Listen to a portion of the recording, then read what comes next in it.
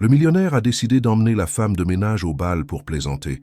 Mais quand elle est arrivée, elle a attiré tous les regards. Le brouillard matinal enveloppait la Saône d'un voile grisâtre quand Camille Dubois poussa les portes vitrées de la tour Oxygène à 5h30 précises. Janvier à Lyon portait toujours cette humidité froide qui s'infiltrait jusqu'aux os, cette lumière avare qui rendait les matins presque irréels. Les lampadaires du quartier Confluence scintillaient encore dans la brume, reflétant leur halo orange sur les façades ultramodernes de verre et d'acier. C'était l'heure où la ville appartenait encore aux travailleurs de l'ombre, éboueurs, boulangers, femmes de ménage, cette population invisible qui préparait la scène avant l'arrivée des acteurs principaux. Camille ajusta son uniforme bleu marine, vérifia que son badge magnétique était bien accroché à sa poche et prit une longue inspiration. 8 ans. 8 ans qu'elle effectuait ce trajet de nuit depuis son 2 pièces de Vénissieux. 8 ans qu'elle franchissait cette frontière invisible entre son monde et celui des autres. Son chariot de nettoyage l'attendait dans le local technique du sous-sol, avec ses produits d'entretien alignés comme des soldats disciplinés, détergents multisurface, nettoyant vitres, désinfectants, chiffons microfibres pliés avec soin. Elle aimait cet ordre, cette précision mécanique qui structurait ses nuits. « Salut Camille, encore à l'heure pile !» Farida, sa collègue tunisienne qui s'occupait des étages inférieurs, lui adressa un sourire fatigué tout en enfilant ses gants en latex. « Tu dors jamais ou quoi ? Disons que le sommeil et moi on a un arrangement, » répondit Camille avec un demi-sourire. « Je lui accorde 4 heures, il me laisse tranquille le reste du temps. » 4 heures, ma pauvre. Moi, si j'avais pas mes 7 heures, je serais morte. Comment tu tiens ? Camille ne répondit pas tout de suite. Comment expliquer que dormir moins signifiait avoir plus d'heures pour étudier les cours en ligne qu'elle suivait en secret? Plus de temps pour s'occuper de sa mère le soir? Plus de temps pour exister au-delà de ce qu'on attendait d'elle? Elle se contenta de hausser les épaules. On s'habitue. Tu fais les bureaux de la direction aujourd'hui? Non. Ils m'ont demandé de faire les salles de réunion. Apparemment, ils ont un gros conseil d'administration demain. Et toi? Étage 7 à 10. Les bureaux des cadres supérieurs et la suite directoriale. Farida siffla entre ses dents. La suite de Monsieur Moreau? Fais gaffe. Paraît qu'il a laissé traîner des bouteilles de champagne vides partout hier soir. Encore une de ses petites fêtes privées. Camille hocha la tête sans surprise. Alexandre Moreau, PDG de Moreau Pharmaceuticals, était célèbre pour transformer son bureau panoramique en salon mondain dès que l'envie lui prenait. À 35 ans, il incarnait cette nouvelle génération d'héritiers qui avaient reçu les clés du royaume sans jamais avoir eu à construire le château. Fils unique de Bernard Moreau, décédé 3 ans plus tôt d'une crise cardiaque, Alexandre dirigeait l'entreprise familiale avec la nonchalance de quelqu'un qui n'avait jamais connu l'échec. Camille poussa son chariot vers les ascenseurs de service, ceux que les employés réguliers n'empruntaient jamais. Les parois métalliques renvoyaient son reflet déformé. Une femme mince de 30 ans, aux cheveux châtains tirés en chignon strict, aux traits délicats mais marqués par la fatigue chronique. Elle ne se trouvait ni belle ni laide. Elle se trouvait fonctionnelle. Son visage était celui qu'il fallait avoir pour passer inaperçu, pour faire son travail sans déranger, pour exister dans les marges. Le 7e étage baignait dans l'obscurité.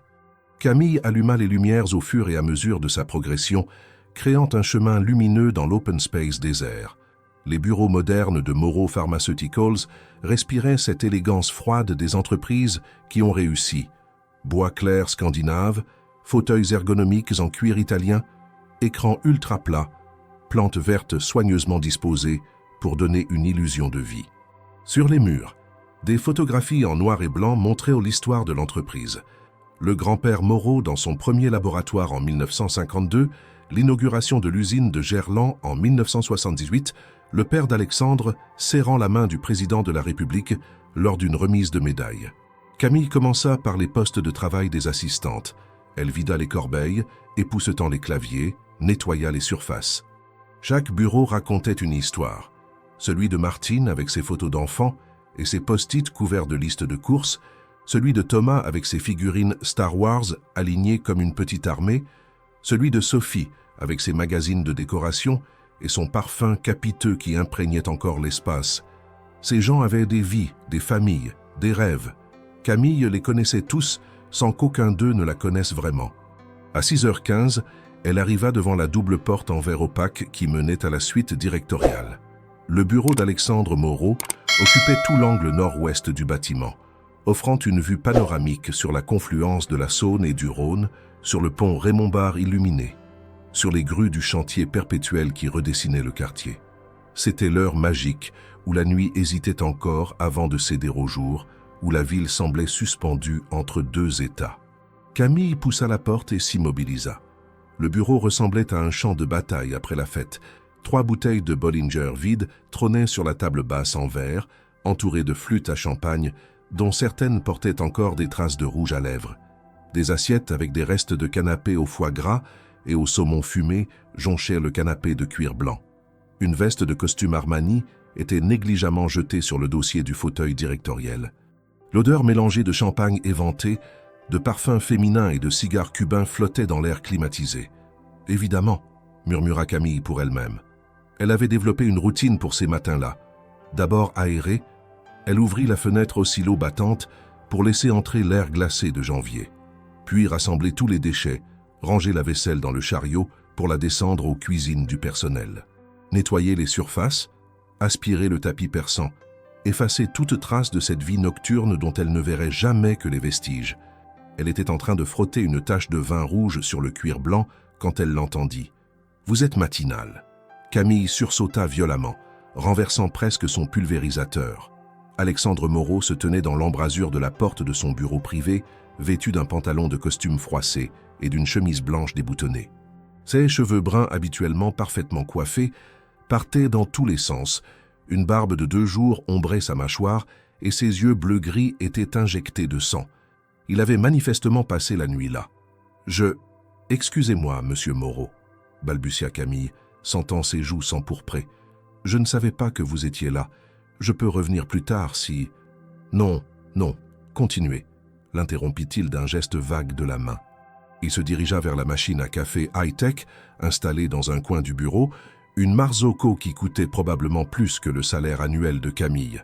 « J'ai besoin d'un triple expresso si je veux survivre à cette journée. Vous en voulez un ?» La question l'a pris au dépourvu. En 8 ans, aucun cadre ne lui avait jamais proposé de café.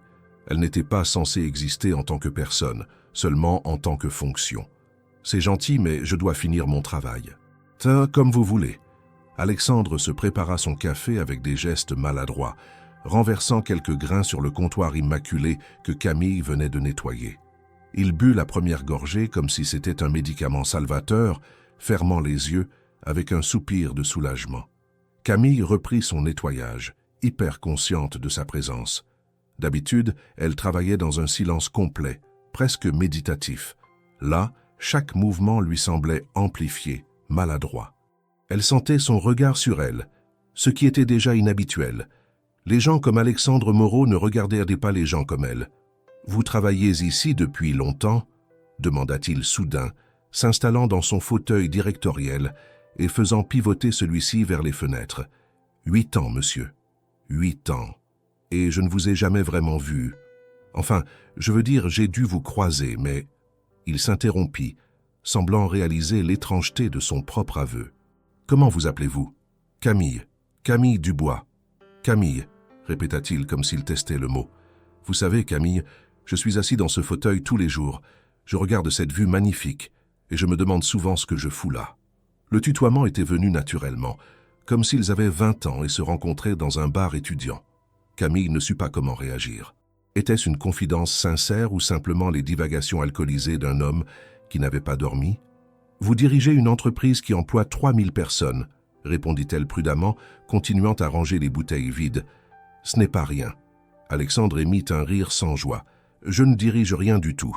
Je signe des papiers que d'autres ont préparés, je préside des réunions où tout est déjà décidé, je représente un nom lors de galas de charité.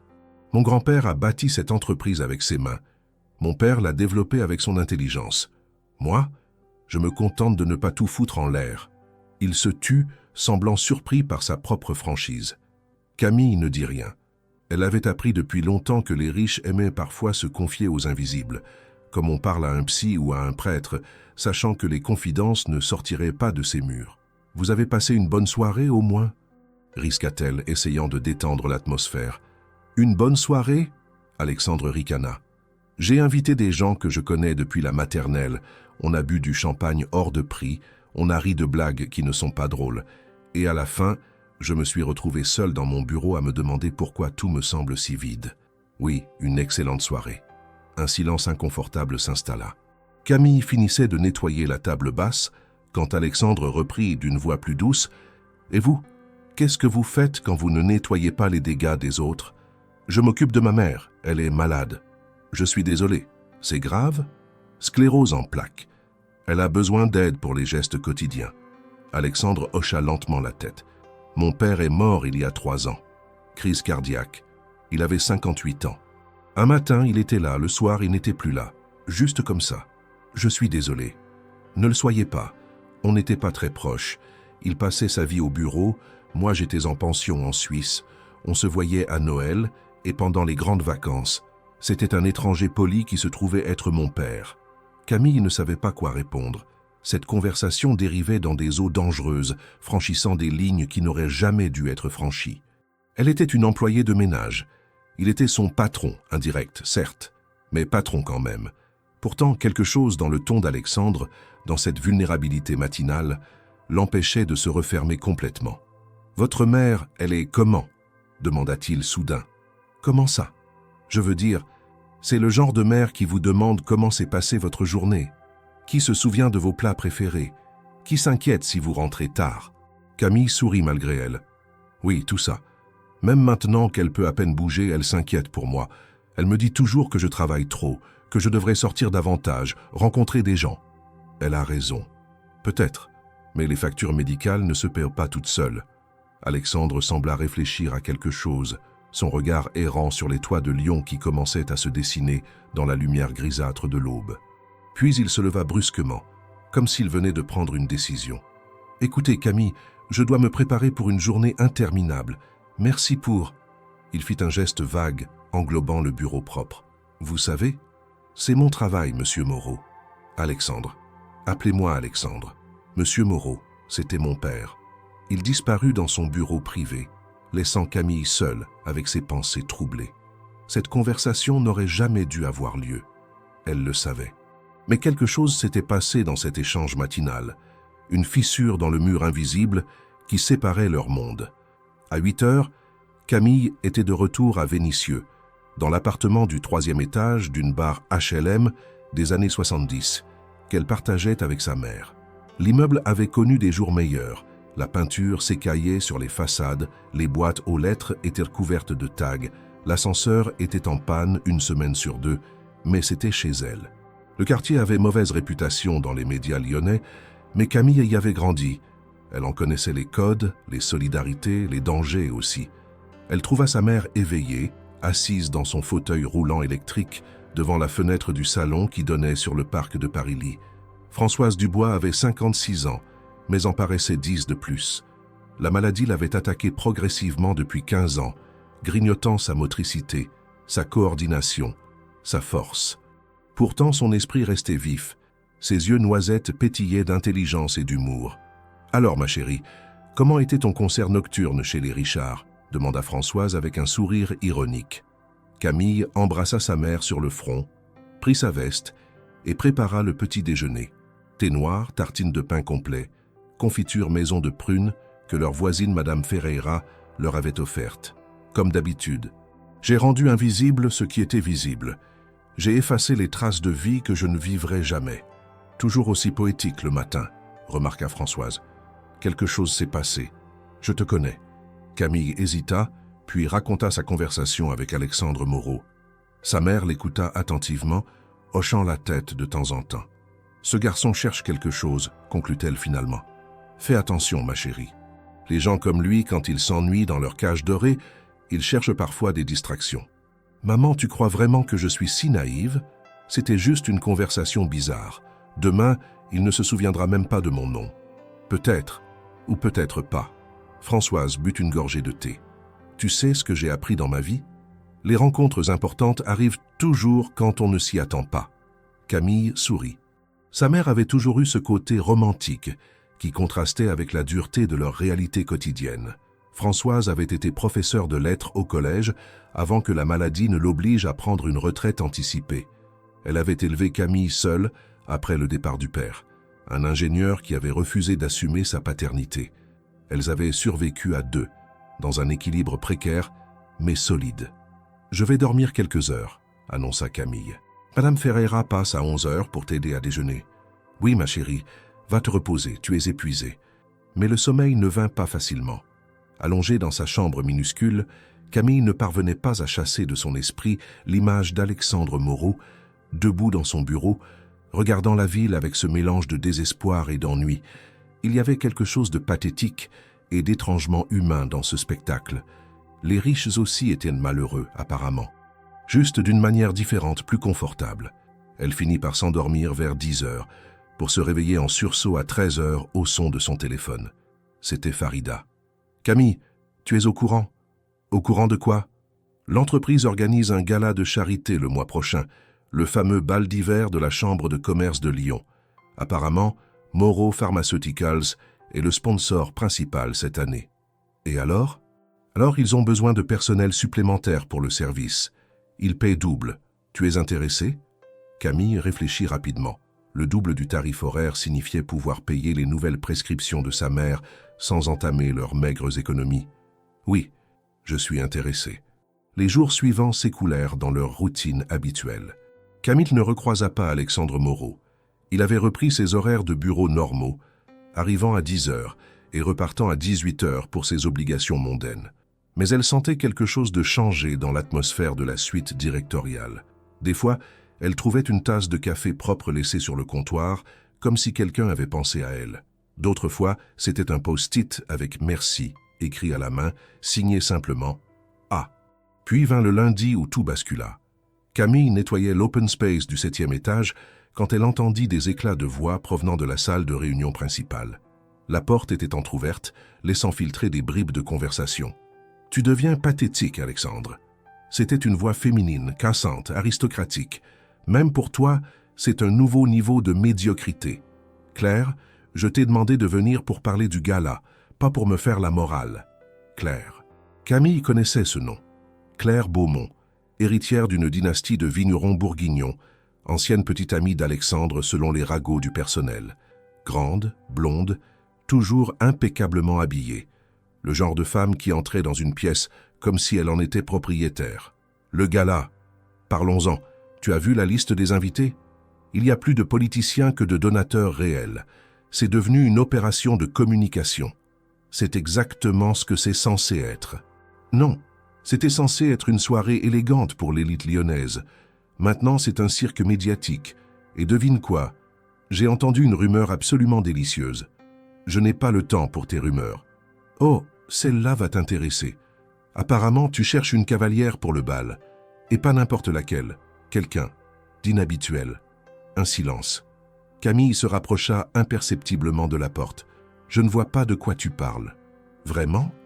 Parce que Édouard m'a dit que tu avais parlé de venir avec quelqu'un de complètement incongru. Pour choquer le système, c'est ça? Tu es vraiment si désespéré pour attirer l'attention? Édouard devrait apprendre à fermer sa grande gueule.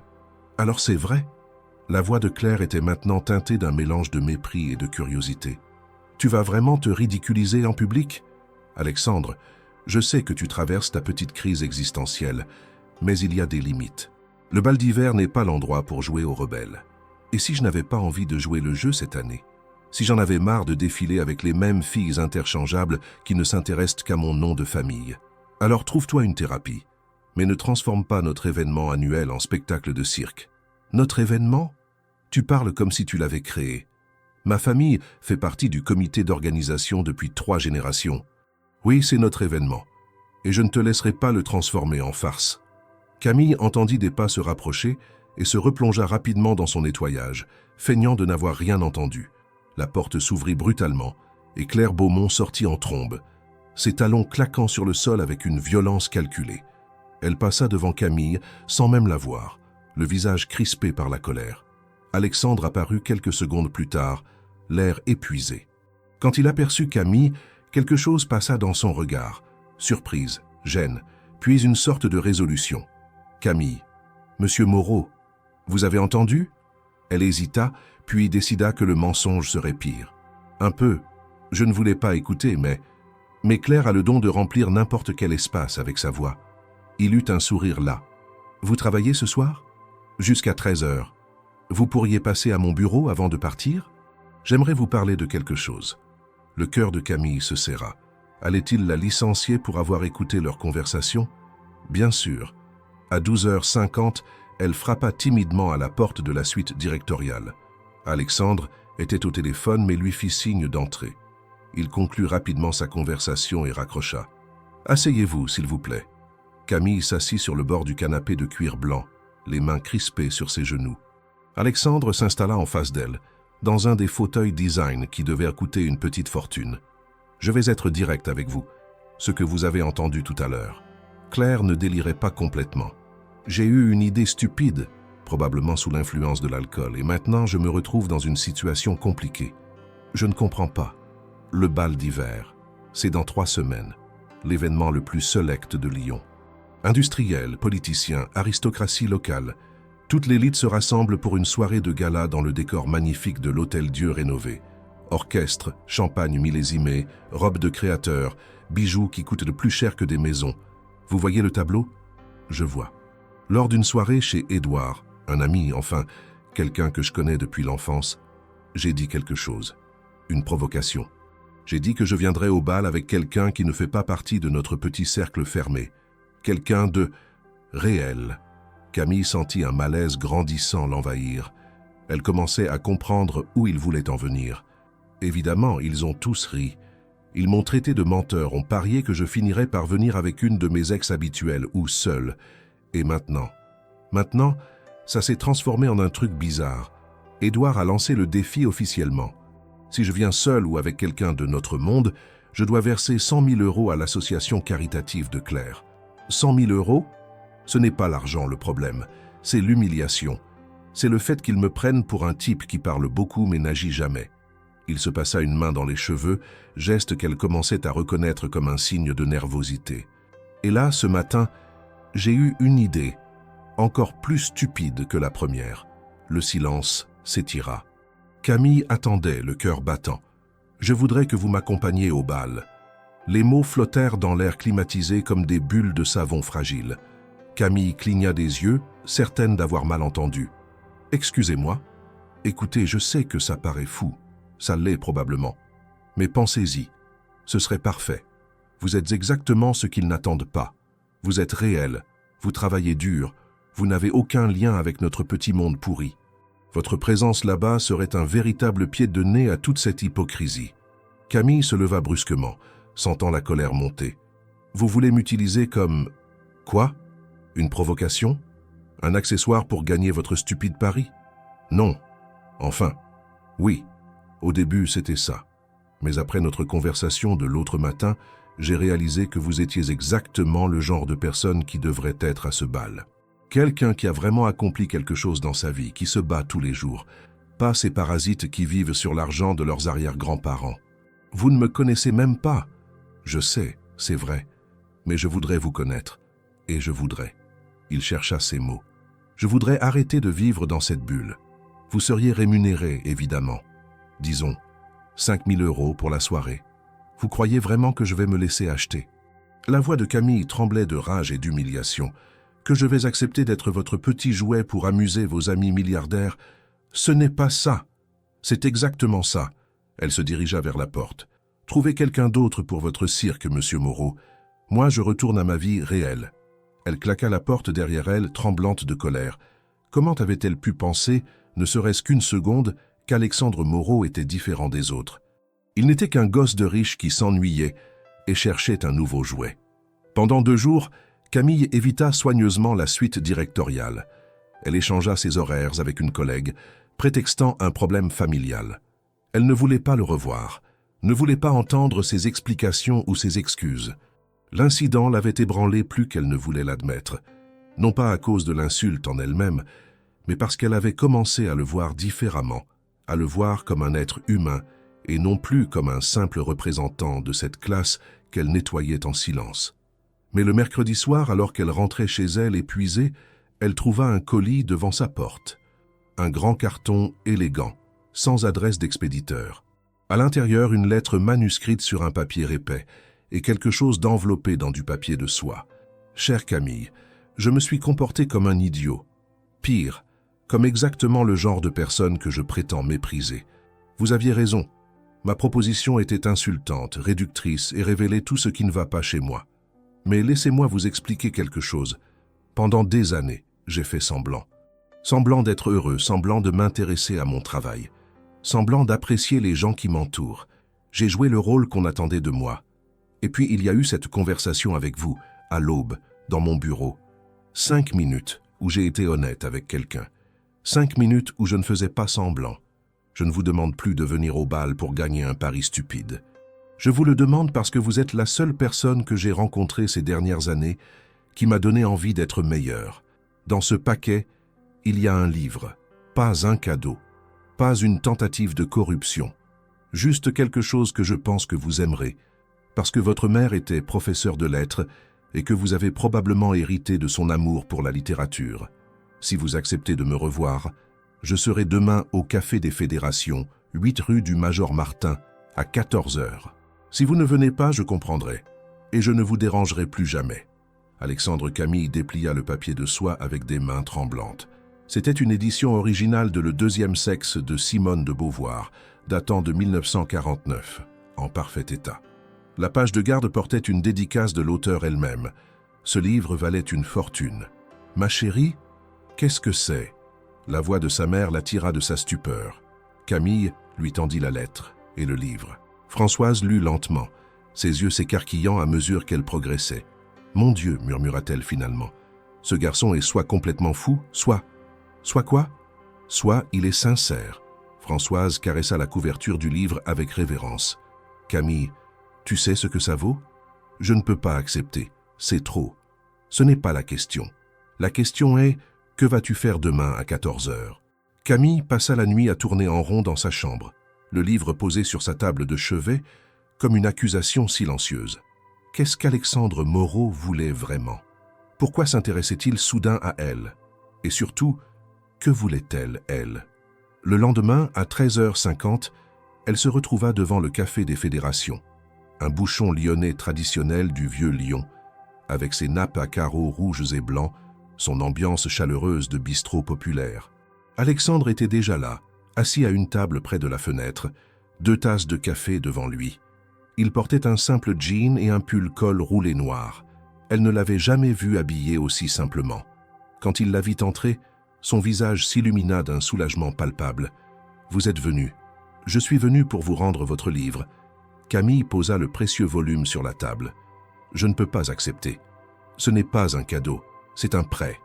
Lisez-le et vous me le rendrez quand vous aurez fini. » Il poussa une tasse de café vers elle. « S'il vous plaît, asseyez-vous.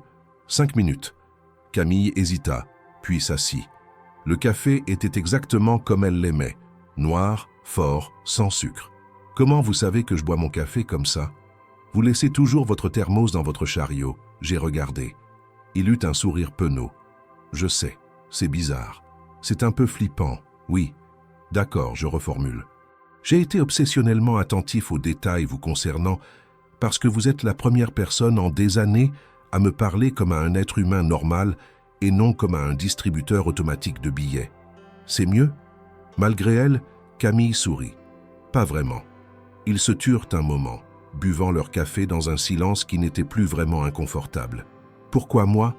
demanda finalement Camille. « Soyez honnête. » Alexandre prit une longue inspiration. « Parce que quand je vous ai vu nettoyer mon bureau, quand je vous ai parlé, je me suis senti visible.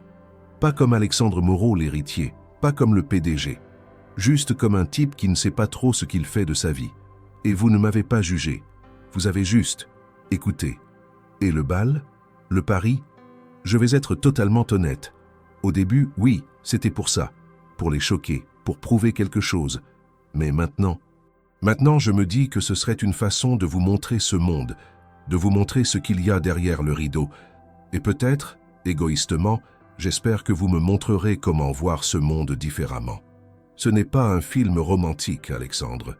Je ne suis pas la fille pauvre qui va transformer le prince en révolutionnaire. Je sais. Et je ne vous demande pas ça. Je vous demande juste une soirée, une expérience. Après, si vous me détestez, si vous trouvez ça insupportable, on oublie tout. Mais si, il s'interrompit, cherchant ses mots. Si on trouve ça intéressant tous les deux, peut-être qu'on pourrait continuer à se parler, comme des êtres humains normaux. Camille but une gorgée de café, sentant le regard d'Alexandre sur elle. 10 000 €, dit-elle finalement. Pardon? Vous avez offert 5 000. J'en veux 10, pour les soins de ma mère. Et je veux un contrat en bonne et due forme stipulant que c'est un arrangement professionnel, pas autre chose. Alexandre ne put retenir un sourire. Vous êtes dur en négociation. J'ai appris à l'école de la vie. Vous acceptez ou pas? J'accepte, mais à une condition. Laquelle? Pendant cette soirée, vous me promettez d'être vous-même. Pas de rôle, pas de façade. Juste Camille. Et vous? Je promets la même chose. Ils se serrèrent la main par-dessus la table, scellant un accord qui allait changer leur vie d'une façon qu'aucun d'eux ne pouvait encore imaginer. Les 2 semaines qui suivirent furent parmi les plus étranges de la vie de Camille. Le contrat avait été signé, 10 pages de clauses juridiques rédigées par les avocats d'Alexandre, stipulant qu'il s'agissait d'un arrangement de représentation professionnelle pour une durée d'une soirée. Camille avait lu chaque ligne 3 fois, refusant de signer tant qu'une clause n'avait pas été ajoutée, précisant qu'elle conservait un droit de retrait jusqu'à 24 heures avant l'événement. Le premier défi fut la robe. Alexandre avait insisté pour l'emmener dans les boutiques de luxe de la rue de la République, ces sanctuaires du prêt-à-porter haut de gamme où les vendeuses vous jaugeaient d'un coup d'œil avant de décider si vous méritiez leur attention. Camille avait refusé catégoriquement. « Je ne vais pas me déguiser en quelque chose que je ne suis pas », avait-elle déclaré lors de leur 2e rendez-vous au Café des Fédérations, qui était devenu leur point de rencontre tacite. « Si je viens, c'est en tant que moi-même, pas en tant que poupée Barbie. »« D'accord », avait répondu Alexandre, visiblement soulagé. « Alors choisissez vous-même votre robe. Je vous donne une enveloppe. Vous achetez ce qui vous plaît. Pas de contraintes, pas d'opinion.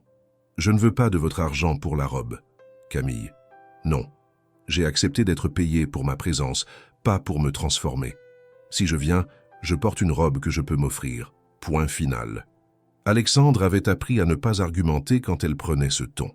Camille avait donc passé un samedi après-midi entier dans les boutiques de seconde main du quartier de la Guillotière, fouillant les portants avec Farida qui l'avait accompagnée en jurant de garder le secret. « Tu es complètement folle », avait murmuré Farida en examinant une robe de soirée vintage. « Tu vas aller au bal le plus chic de Lyon avec le millionnaire le plus sexy de la ville et tu refuses qu'il t'offre une robe de créateur. Ça, justement parce que c'est chic que je ne veux pas avoir l'air d'une imitation. Si je porte quelque chose de neuf et de cher, ils verront immédiatement que c'est un costume. Au moins, si je porte quelque chose de moi, d'authentique, je serai cohérente. » Farida avait secoué la tête, amusée. « Tu es bizarre, Camille, mais je t'admire. » Elles avaient finalement trouvé la perle rare chez une antiquaire de la Croix-Rousse. Une robe de cocktail des années 60 en crêpe de soie noire, avec un décolleté bateau élégant et une jupe qui tombait juste en dessous du genou. Simple, intemporelle, parfaite. Camille l'avait payée 80 €, une fortune pour elle, mais c'était son argent, son choix. Elle l'avait ensuite apportée chez Madame Nguyen, la couturière vietnamienne du quartier, qui avait passé 2 soirées à l'ajuster parfaitement à sa silhouette. Pendant ce temps, les répercussions de l'arrangement commençaient à se faire sentir dans l'entourage d'Alexandre. Édouard Lavigne, son ami d'enfance qui avait lancé le défi initial, était passé au bureau pour vérifier que la rumeur était vraie. « Tu ne vas quand même pas vraiment le faire ?» avait-il demandé, affalé dans le canapé de cuir du bureau directorial. Édouard était un homme de 37 ans au visage poupin, héritier d'une chaîne d'hôtels de luxe, qui compensait son manque de personnalité par une arrogance étudiée. « Pourquoi? Tu as peur de perdre ton pari ?» Alexandre ne levait même pas les yeux de son ordinateur. « Je m'en fous du pari. C'est toi qui m'inquiète. Tu réalises ce que tu es en train de faire. Tu vas te ridiculiser publiquement. Et pas juste toi, toute ta famille. Le nom Moreau sera associé à... Quoi exactement? Un coup de pub? Une provocation adolescente? Ou peut-être à quelque chose d'authentique pour une fois ?» Édouard s'était redressé, soudain sérieux. « Alexandre, on se connaît depuis qu'on a 6 ans. J'ai toujours respecté ton côté rebelle, tes petites crises existentielles. Mais là, tu franchis une ligne. Cette fille, Cette femme s'appelle Camille. Cette femme, alors, elle n'est pas de notre monde. Elle ne comprend pas les codes, les règles non écrites, les enjeux. Tu vas la jeter dans une arène où les gens comme Claire vont la déchiqueter pour le plaisir. Et après, tu retourneras à ta vie, et elle devra vivre avec les conséquences. Pour la première fois, Alexandre avait posé son regard sur son ami. Et si c'était exactement le but? Montrer à quel point notre monde, comme tu dis, est cruel et superficiel. En sacrifiant une innocente? Très noble. Elle n'est pas innocente, elle est adulte. Elle a accepté en connaissance de cause. Et elle est 1000 fois plus forte que toutes les femmes que j'ai fréquentées. Édouard avait ri amèrement. Tu es amoureux. Mon Dieu, tu es tombé amoureux de ta femme de ménage. C'est encore plus pathétique que je pensais. Alexandre s'était levé brutalement, le visage soudain dur. Sors de mon bureau. Alexandre, maintenant. Après le départ d'Édouard, Alexandre était resté longtemps debout devant les baies vitrées, regardant Lyon s'étendre sous ses yeux. Était-il amoureux? Il ne savait pas. Mais il savait qu'il n'avait pas ressenti cette intensité depuis des années, cette impression que chaque conversation comptait, que chaque silence voulait dire quelque chose. Claire Beaumont avait décidé de passer à l'offensive. Elle avait convoqué un déjeuner au restaurant Paul Bocuse de Collonges au Mont-d'Or, temple de la gastronomie lyonnaise, réunissant une demi-douzaine de membres éminents de leur cercle social. Alexandre y était allé par obligation. Refuser aurait été une déclaration de guerre ouverte. La salle du restaurant, avec ses fresques Belle Époque et ses nappes immaculées, résonnait du murmure feutré des conversations de l'élite lyonnaise. Claire trônait en bout de table, magnifique dans un tailleur Chanel blanc cassé, ses cheveux blonds parfaitement coiffés en chignon bas. « Alors, Alexandre, commença-t-elle dès l'entrée, des quenelles de brochet sauce nantois. J'ai entendu dire que tu avais finalement trouvé une cavalière pour le bal. » Le piège était tendu avec l'élégance d'une maîtresse de maison expérimentée. Toute la table se tourna vers lui. En effet, nous sommes tous impatients de la rencontrer. Le sourire de Claire était aussi acéré qu'un scalpel. Est-ce que nous la connaissons? Non. Ah, une nouvelle venue dans notre petite communauté. Elle vient de Paris? De Genève peut-être? Elle vient de Vénissieux. Le silence qui suivit fut assourdissant. Vénissieux, synonyme de banlieue populaire, de cité HLM, de tout ce que l'élite lyonnaise regardait avec un mélange de pitié condescendante et de peur abstraite. « Vénissieux », répéta Claire, comme si elle testait un mot dans une langue étrangère. « Comme c'est. Original. Et que fait cette personne dans la vie ?» Alexandre posa délibérément sa fourchette. « Elle travaille. Nous travaillons tous, mon cher. » Géraldine Monclerc, héritière d'une fortune textile, intervint avec son ton de matrone suffisante. La question est plutôt « dans quel domaine ?» Le domaine du travail manuel. Le vrai travail. Pas celui où on fait semblant d'être occupé entre 2 déjeuners et 3 conseils d'administration. Le malaise se répandit autour de la table comme une tache d'huile. « Alexandre, si tu as des choses à nous reprocher, autant le dire franchement, » dit Claire d'une voix glaciale. « Mais épargne-nous ton numéro de révolté. Nous savons tous que tu es aussi privilégié que nous. Justement, c'est pour ça que je sais de quoi je parle. Et tu penses que ramener comment dire, une prolétaire à notre bal va changer quelque chose? Ça va te donner une conscience sociale? » Pierre-Henri de Voguet, banquier privé, ricana dans son verre de Meursault. « Tu veux jouer à Che Guevara maintenant? » « Je veux arrêter de jouer, justement. »« Oh, arrête ton cirque !» Claire avait haussé le ton, perdant son vernis de civilité. « Tu sais très bien ce qui va se passer. Cette fille va débarquer. Elle va être terrifiée, mal à l'aise. Elle va faire ou dire quelque chose d'inapproprié. Tout le monde va la pointer du doigt. Et toi, tu auras ta petite satisfaction d'avoir prouvé que nous sommes tous des monstres. Bravo. Magnifique. Et après? Après, nous retournerons tous à nos vies. Et elle aura vécu l'humiliation de sa vie. Mais au moins, toi, tu te sentiras vertueux. » Alexandre se leva lentement. « Tu sais quoi, Claire? Tu as peut-être raison.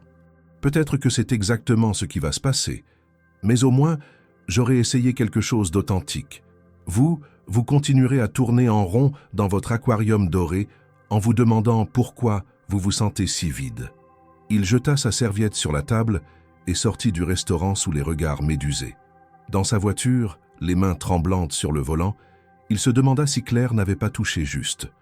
Était-il en train de se servir de Camille pour prouver un point? Pour se donner l'illusion d'être quelqu'un de bien, son téléphone vibra. Un message de Camille. « J'ai trouvé ma robe. Elle est parfaite. J'ai hâte de voir leur tête. » Un sourire involontaire étira ses lèvres. Non, ce n'était pas juste une provocation. C'était autre chose. Quelque chose qu'il commençait tout juste à comprendre. Une semaine avant le bal, Alexandre avait insisté pour organiser un essai. Pas pour répéter des gestes ou apprendre l'étiquette.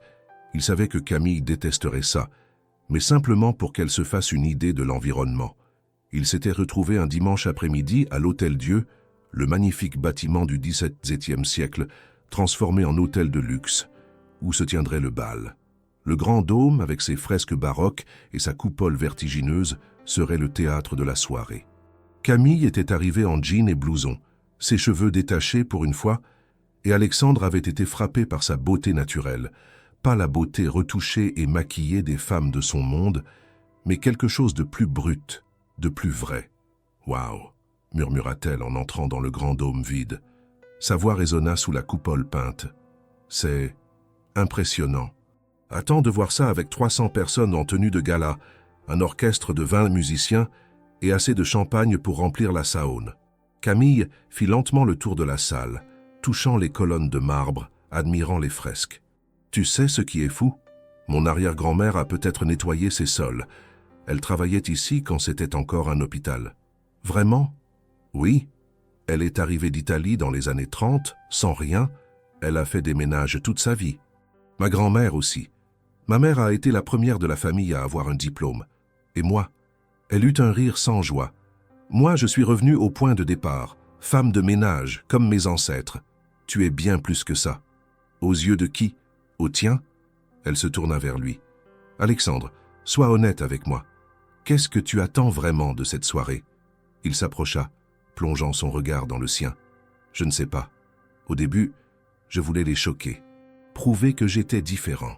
Mais maintenant, je veux juste passer une soirée avec quelqu'un qui me fait me sentir humain. Et après la soirée, on retourne chacun dans notre monde? Ça dépend. De quoi? De nous. » Il prit doucement sa main. « Camille, je ne vais pas te mentir. Je ne sais pas où ça va. Je ne sais pas si demain je me réveillerai en me disant que tout ça était une erreur. Mais aujourd'hui, maintenant, je sais que je veux être ici avec toi. » Camille retira sa main, mais pas brutalement. « Tu es habitué à obtenir ce que tu veux. Les gens comme toi, vous ne savez pas ce que c'est de perdre, de renoncer, de faire des choix impossibles. Pour toi, c'est un jeu. Pour moi, c'est ma vie. Alors apprends-moi. Apprends-moi ce que c'est. Pourquoi je ferais ça? Parce que tu es curieuse, parce qu'une partie de toi veut voir ce qui se passerait si tu franchissais cette porte. » Il désigna l'entrée du grand dôme. « Une soirée, Camille. Après, on avisera. » Elle le regarda longuement, cherchant quelque chose dans ses yeux, de la sincérité peut-être, ou au moins l'absence de mensonge. « D'accord, » dit-elle finalement. « Une soirée, mais à 2 conditions. » « Lesquelles? 1. Si ça devient insupportable, je pars. Pas de discussion, pas de négociation. Je sors et tu ne me retiens pas. Accepté. Et la 2e? Tu me promets que quoi qu'il arrive, tu ne feras semblant de rien. Si tes amis sont horribles, tu ne les défends pas. Si je dis ou fais quelque chose de mal, tu ne t'excuses pas pour moi. On montre qui on est vraiment, tous les deux. » Alexandre tendit la main. « Deal. » Ils scellèrent l'accord d'une poignée de main qui s'éternisa une seconde de trop, leurs regards accrochés l'un à l'autre. Quelque chose passa entre eux, une reconnaissance, une possibilité, une peur partagée. Le soir du bal arriva avec la brutalité d'une sentence. Camille avait passé la journée dans un état de nervosité croissante. Sa mère, depuis son fauteuil, l'avait regardée se préparer avec un mélange de fierté et d'inquiétude. « Tu es magnifique, ma chérie », dit Françoise, quand Camille sortit de sa chambre dans sa robe noire vintage. Elle avait relevé ses cheveux en un chignon simple, mais élégant, appliqué un minimum de maquillage, juste de quoi souligner ses yeux et ses lèvres. Elle portait les perles de sa grand-mère, seul bijou de famille qu'elle possédait. « Je me sens comme une imposteur. »« Tu n'es pas une imposteur. Tu es une guerrière qui va sur un champ de bataille. » Françoise roula son fauteuil jusqu'à elle et prit ses mains. « Écoute-moi bien, ces gens vont essayer de te faire sentir petite. Ne les laisse pas faire. Tu vaux 10 fois plus que n'importe lequel d'entre eux. Tu entends? 10 fois plus.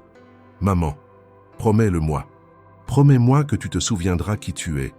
Pas une pauvre fille de banlieue, mais Camille Dubois, femme forte, intelligente, qui a survécu à tout ce que la vie lui a jeté au visage. Camille s'agenouilla devant sa mère, sentant les larmes monter. Je te le promets. Le chauffeur envoyé par Alexandre, une Audi noire discrète, pas la limousine ostentatoire qu'elle redoutait, vint la chercher à 19h.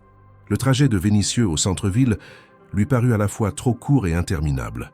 Lyon scintillait sous les lumières hivernales, la Saône reflétait les façades illuminées, et Camille se demanda si elle n'était pas en train de faire la plus grosse erreur de sa vie. L'Hôtel-Dieu était transformé. Un tapis rouge se déroulait devant l'entrée, des photographes s'agglutinaient derrière des barrières, des voituriers en livrée guidaient les véhicules de luxe. Camille sentit son estomac se nouer. Alexandre l'attendait en haut des marches, impeccable dans un smoking sur mesure. Quand il la vit descendre de la voiture, son visage s'illumina. « Vous êtes… » Il chercha ses mots. « Parfaite. Vous n'êtes pas mal non plus. » Camille prit son bras tendu, sentant la solidité rassurante de sa présence. Prête? Non, mais on y va quand même. Ils gravirent les marches ensemble. Les flashs crépitèrent. Camille entendit les murmures, sentit les regards la sonder, la juger, la peser. Elle garda la tête haute, exactement comme sa mère le lui avait appris. Le grand dôme était métamorphosé. Des lustres de cristal descendèrent de la coupole comme des cascades de lumière. Des tables rondes drapées de blanc entouraient une piste de danse en parquet ciré. Un orchestre en queue de pie jouait une valse de Strauss. Partout, des robes de soirée, des smokings, des bijoux qui valèrent des fortunes. L'air était saturé de parfums coûteux et de conversations feutrées. Monsieur Moreau. Un homme corpulent en smoking s'approcha, un verre de champagne à la main. Quelle joie de vous voir, et vous êtes accompagné, je vois. Camille, je vous présente Monsieur Bertrand, président de la Chambre de commerce. Monsieur Bertrand, voici Camille Dubois. Enchanté, mademoiselle. Le regard de Bertrand la scanna en une fraction de seconde, cataloguant chaque détail. La robe vintage, les perles modestes, l'absence de marque de luxe reconnaissable. Vous êtes lyonnaise? Oui. De Vénissieux. Ah. Le sourire de Bertrand se figea imperceptiblement. Très bien. Le champagne est par là. Profitez de votre soirée. Il s'éloigna avec la hâte polie de quelqu'un qui vient de réaliser qu'il parle à une personne sans importance. Alexandre serra légèrement le bras de Camille. « Premier round », murmura-t-il. « J'ai survécu. » Ils se dirigèrent vers le bar où Alexandre commanda 2 coupes de champagne. Camille but une gorgée du liquide doré, laissant les bulles exploser sur sa langue. C'était bon, ridiculement bon. Elle comprenait maintenant pourquoi les riches en buvaient comme de l'eau. Alexandre. Édouard Lavigne s'approchait, flanqué de 3 autres hommes en smoking. Tous avaient cette décontraction étudiée des gens nés avec de l'argent. « Tu l'as vraiment fait », dit Édouard avec un sourire qui n'atteignait pas ses yeux. « J'avoue, j'avais parié que tu te dégonflerais au dernier moment. Désolé de te décevoir. » Alexandre se tourna vers Camille. « Camille, voici Édouard, Thomas, Philippe et Jean-Marc. Les garçons, voici Camille. »« Enchanté, » dit Thomas, le regardant ouvertement de haut en bas. Alexandre nous a dit que vous travailliez dans le nettoyage? C'est exact. Fascinant. Le ton de Thomas disait exactement le contraire. Et comment avez-vous rencontré notre cher Alexandre? Quand je nettoyais son bureau. Il était bourré et déprimé. On a parlé.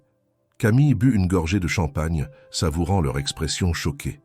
C'est comme ça que naissent les grandes histoires d'amour, non?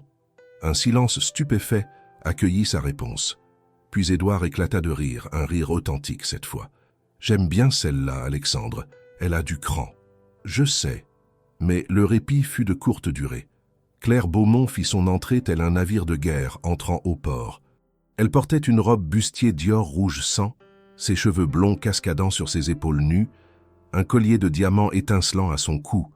Toutes les têtes se tournèrent, et son regard trouva immédiatement Camille. Claire traversa la salle avec la grâce prédatrice d'un félin, son entourage s'écartant naturellement pour lui laisser le passage. Elle s'arrêta devant Alexandre et Camille, son sourire parfait figé sur ses lèvres. « Alexandre, chéri. » Elle l'embrassa sur les 2 joues, ignorant délibérément Camille. « Tu es radieux ce soir. Le smoking te va à merveille. »« Claire, tu connais Camille. » « En fait, non. » Claire se tourna enfin vers elle, et Camille sentit le froid glacial de son regard. Nous ne nous sommes jamais été présentés. Claire Beaumont. Camille Dubois. Dubois. Quel joli nom. Très. Français. Le sous-entendu était clair. Français sans particules, sans histoire, sans importance. Alexandre m'a dit que vous travailliez ensemble. On peut dire ça. Comme c'est charmant. J'adore ces histoires d'ascension sociale. Claire prit une coupe de champagne sur le plateau d'un serveur qui passait. Votre robe est ravissante, au fait. Vintage, n'est-ce pas? Oui, on le voit. Le compliment était empoisonné. C'est tellement courageux de porter du vintage à un événement comme celui-ci. La plupart des femmes seraient terrifiées de ne pas porter les dernières créations. Mais vous assumez votre authenticité. Camille sentit la rage monter en elle, mais garda son calme. Merci. Je préfère l'authenticité aux apparences. Oh, absolument. Claire rit, un tintement cristallin et artificiel. D'ailleurs, j'ai une curiosité. Comment fait-on pour se préparer à un événement comme celui-ci quand on vient de... Pardon, comment avez-vous dit? Vénitieux. Il doit y avoir un choc culturel considérable. Claire. La voix d'Alexandre était un avertissement. Quoi? Je suis simplement curieuse. C'est fascinant, vraiment. Cette idée de mélanger les classes sociales, très républicain. Camille posa délibérément sa coupe de champagne. Vous savez ce qui est fascinant, mademoiselle Beaumont, c'est qu'il a fallu moins de 5 minutes pour que vous confirmiez exactement ce qu'Alexandre dit de votre monde. Que c'est superficiel, cruel, et que les gens comme vous utilisent pas la politesse comme un couteau. Le sourire de Claire vacilla. Autour d'eux, les conversations s'étaient tues. Un cercle de spectateurs se formait. Je ne vois pas de quoi vous parlez. Bien sûr que si. Vous êtes intelligente. Vous avez passé ces 2 dernières minutes à m'insulter avec des compliments, à me faire sentir que je ne suis pas à ma place. Tout ça parce que quoi? Parce que je nettoie des bureaux? Parce que je viens d'un quartier populaire? Ou parce qu'Alexandre m'a invité et pas vous? Le visage de Claire devint livide. Vous êtes incroyablement impertinente. Et vous êtes incroyablement transparente. Camille ne reculait pas. Vous voyez, j'ai appris quelque chose en nettoyant les bureaux de gens comme vous. J'ai appris que les riches laissent traîner des choses quand ils pensent qu'ils sont seuls. Des factures impayées, des lettres de menaces.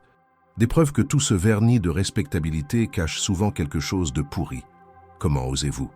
Alors avant de me juger sur mon code postal ou ma garde-robe, demandez-vous si vous êtes vraiment mieux que moi. Parce que franchement, je sais qui je suis. Je ne suis pas sûr que vous puissiez en dire autant. Le silence qui suivit fut absolu. Même l'orchestre semblait avoir cessé de jouer. Tous les regards étaient rivés sur elle. Camille, petite, mince, dans sa robe vintage, tenant tête à Claire Beaumont, reine incontestée de l'élite lyonnaise. Puis quelqu'un applaudit. C'était une femme plus âgée, dans la soixantaine, élégante dans une robe bordeaux. Elle s'approcha, son applaudissement résonnant dans le silence. « Bravo, mademoiselle !» La femme souriait.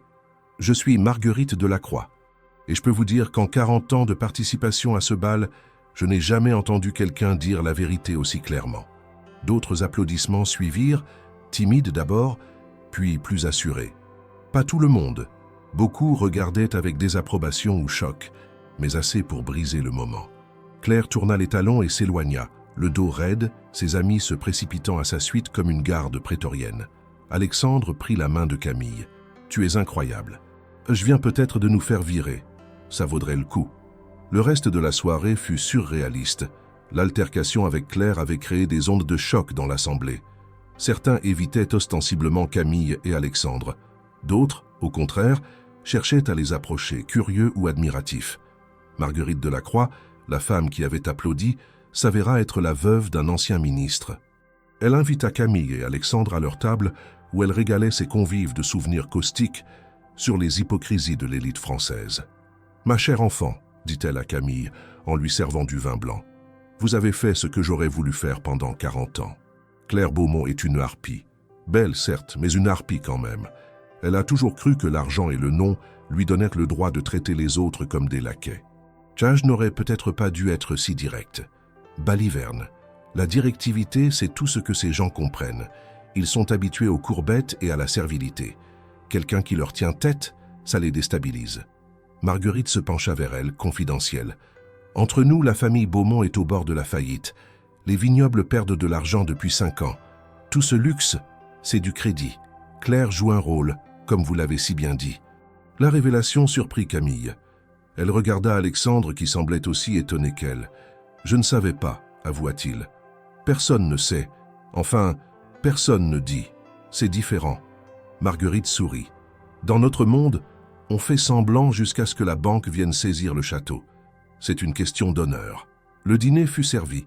Un festin gastronomique préparé par les meilleurs chefs de Lyon. Camille découvrit des saveurs qu'elle n'avait jamais imaginées, chaque plat une œuvre d'art.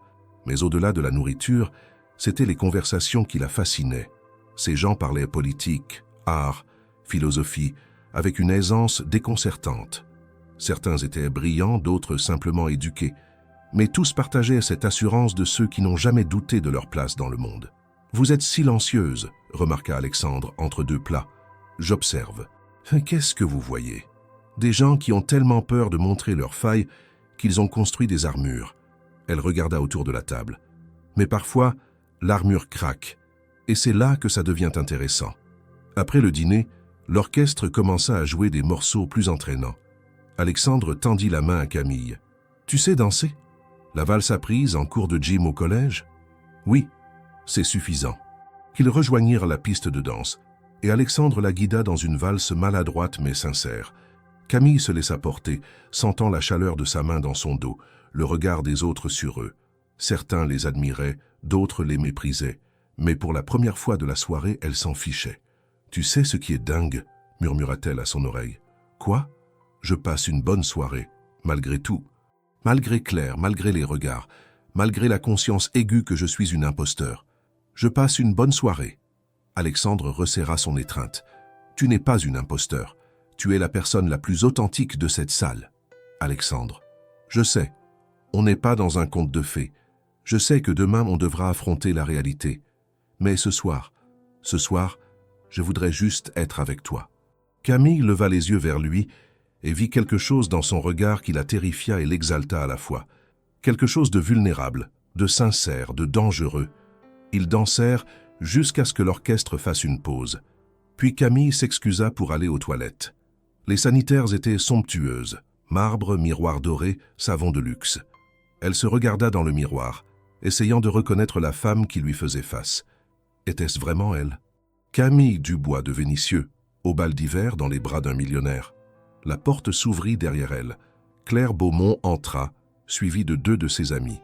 Leurs regards se croisèrent dans le miroir. « Seule enfin !» dit Claire d'une voix glaciale.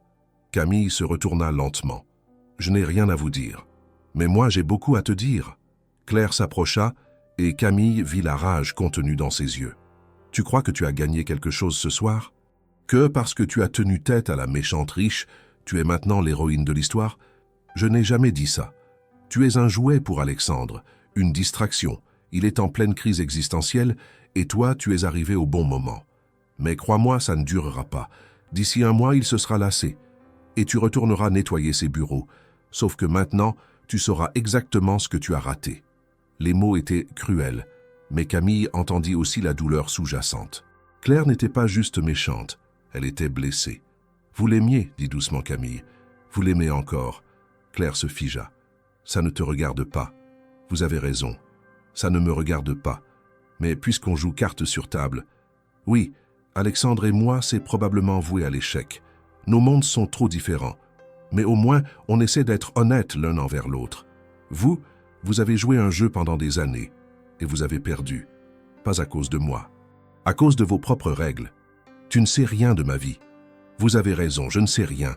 Mais je sais que transformer votre douleur en cruauté ne vous rendra pas plus heureuse. » Claire la regarda longuement, quelque chose se fissurant dans son expression parfaite. Puis elle se détourna. « Profite de ta soirée, Cendrillon. Mais souviens-toi, à minuit, le carrosse redevient citrouille. » Elle sortit avec ses amis, laissant Camille seule dans les toilettes luxueuses, le cœur battant. Elle avait raison, bien sûr. Claire avait raison surtout. Mais pour ce soir, pour ces quelques heures encore, Camille voulait croire au possible. Camille retourna dans le grand dôme pour découvrir qu'Alexandre était entouré d'un petit groupe de personnes, dont plusieurs journalistes. Lyon Capitale et Le Progrès avaient envoyé des reporters pour couvrir l'événement. Et apparemment, l'altercation avec Claire était déjà devenue le sujet de conversation principal. « Monsieur Moreau, est-il vrai que votre cavalière est employée de votre entreprise ?» Une journaliste dans la trentaine, bloc-notes en main, posait les questions avec l'efficacité d'un chirurgien. C'est une question pertinente. Dans le contexte de l'égalité en entreprise, certains pourraient se demander si... Si quoi? Si j'abuse de ma position. Alexandre avait haussé le ton, attirant encore plus d'attention. Camille Dubois est une employée d'une société de nettoyage externe. Elle n'est pas sous ma supervision directe. Elle est ici ce soir parce que je l'ai invitée.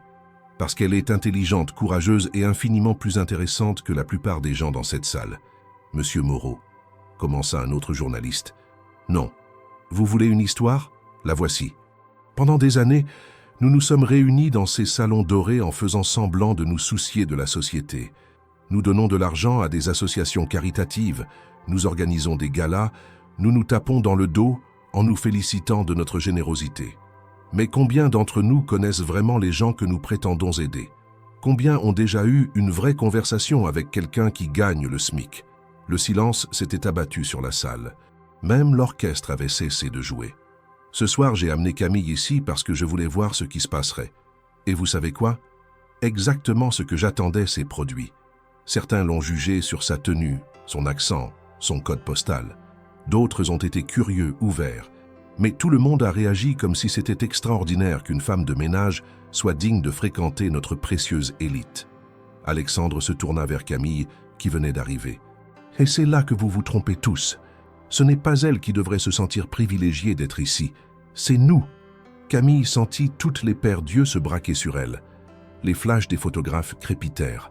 Elle voulait disparaître, s'enfuir, retourner à l'invisibilité sécurisante de sa vie normale.